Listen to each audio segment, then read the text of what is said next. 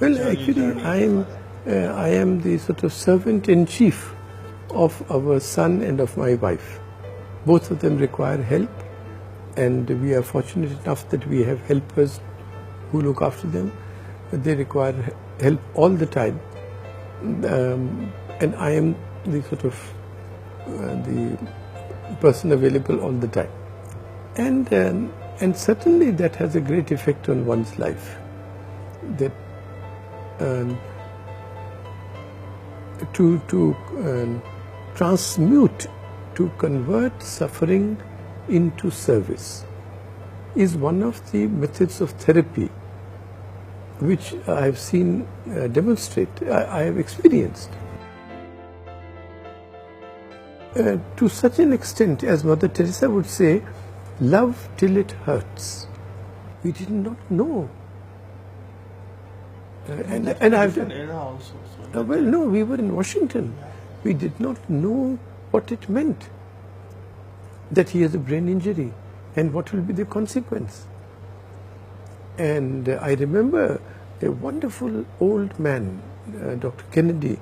He was the head of this neuroscience thing at the Georgetown University Hospital, where our son was born in Washington. And he's an elderly man. And when we were on the second or third day told by a Pakistani doctor that your son has had brain injury, but don't let anybody know that I told you, because I will be out of a job. And whatever had happened. So by that time I had resigned from the World Bank to come back to India, because there was the emergency. I very much wanted to be here for a long time, certainly at that time. So we had gone to Dr. Kennedy, and I asked him, sir, I have resigned my job, and but if you feel that for the sake of the child we should remain here, I will try and get a job back and continue here. And he gave us advice which was among the most precious pieces of advice I received in my life. He said, you know, young man, I have not been to your country, but I hear that your families are very close, and it is that net of love and security which this child will require as he grows up. And that turned out to be the case. This was our parents' house. We lived with them. My mother-in-law gave up her own entire life and came and stayed with us for 25 years. And it was only because of them that we survived. And our child grew up. He's 42 now. And he has grown up in the fullest confidence that his word is the law. He is the king. And to such an extent that, as you saw in the book, I don't know if you were there in the book, so he blessed the Dalai Lama. Yeah. So we have, those photographs have become sort of for us treasures of the family. Difficulties increase, as our difficulties increase, it becomes very difficult now. Neither of us knows what will happen tomorrow, and who will look after our son. That's the worry of every person with a handicapped child. And I may die tomorrow, and then Anita will require 24 hours help to look after herself and our son. And today she cannot sign a check.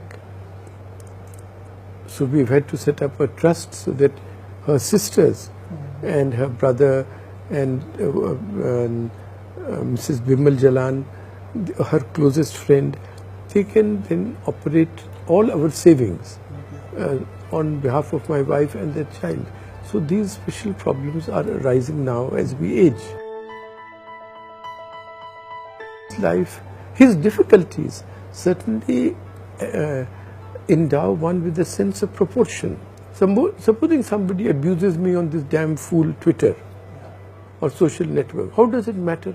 Supposing I'm dismissed from my job in the Indian Express and I feel that my tongue has been pulled away, but I see my son, he can't even speak.